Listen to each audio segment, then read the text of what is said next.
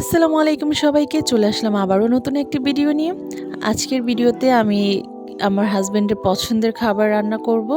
কারণ সে আজকে বাসায় দুপুরে খাওয়া-দাওয়া করবে। সচরাচর ডিউটির ব্যস্ততার জন্য সে দুপুরের খাবারটা বাইরেই খায়। তো আজকে যেহেতু বাসায় আছে ভাবলাম আজকে তাকে তার পছন্দের কিছু খাবার রান্না করে দেই। তো আমার হাসব্যান্ড ছোট মাছ খেতে খুবই পছন্দ করে।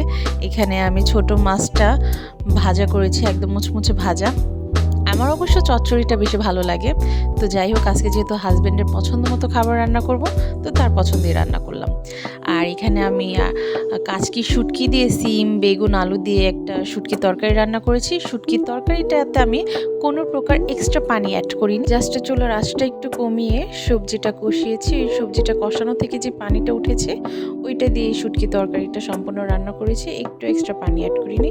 এইভাবে রান্না করলে শুটকি তরকারির টেস্ট বহু গুণে বেড়ে যায়, অনেক মজা লাগে। আপনারা একবার ট্রাই করে দেখবেন।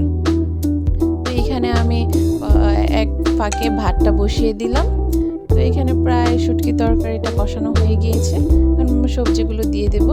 সবজিগুলো দিয়ে আর একটু নেড়ে চেড়ে তারপর এখানে আমি দেশি পাকা লাল লাল টমেটো অ্যাড করব। টমেটো অ্যাড করলে শুটকি তরকারি খেতে খুবই ভালো লাগে। এখানে যদি মূলা অ্যাড করা যেত আরও মজা লাগতো। আমার হাতের কাছে মূলা ছিল না, তাই আমি অ্যাড করিনি। তো এখানে আমি শুটকির তরকারি রান্না শেষ করে এখানে 2 রকমের ডাল নিয়েছি। ডাল ভুনা করব, মুগ ডাল এবং মসুরি ডাল। তো আমি হাতে মেখে ভুনাটা করছিলাম, কারণ সময় খুব কম ছিল, খুব দ্রুত রান্নাটা করতে হতো।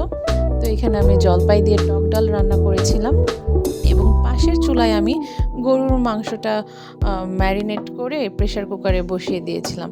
সেটার ক্লিপটা আমি নিতে পারিনি, দুঃখিত, খুবই তাড়াহুড়ায় ছিলাম। আর একটু সালাদ রেডি করলাম, এই তো।